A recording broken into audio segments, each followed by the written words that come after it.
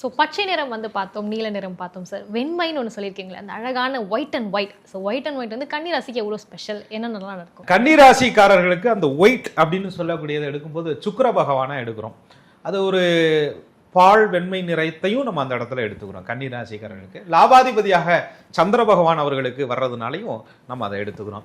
ஆக வெண்மை என்பது கன்னி ராசிக்காரர்களுக்கு 2ஆம் இடங்கிற தனஸ்தானத்தை கொடுக்குது.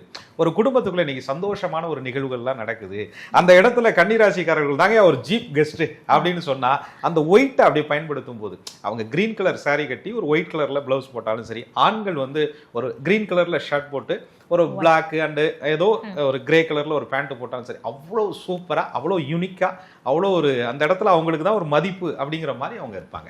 ஆக கன்னி ராசிக்காரர்களை பொறுத்தவரை அந்த வெண்மை நிறம் அவர்கள் மேலே இருக்கும் பொழுது அவர்கள் மேல ஒரு மதிப்பு கிடைக்குது. அதோட இன்னொன்று தெரியுங்களா, சுக்கிரனுக்கு மகாலட்சுமியினுடைய அம்சம்னு நாங்க சொல்றோம். கன்னி ராசிக்காரர்களுக்கு காசு கிடைக்கணும், வந்த காசு தங்கணும், அது பெருகணும் அப்படின்னு சொன்னா வெண்மை நிறத்தை கன்னி ராசிக்காரர்கள் பயன்படுத்த வேண்டும். வெண் தாமரையில் வீற்றிருக்கக்கூடிய மகாலட்சுமியை கன்னி ராசிக்காரர்கள் வழிபாடு செய்ய வேண்டும்.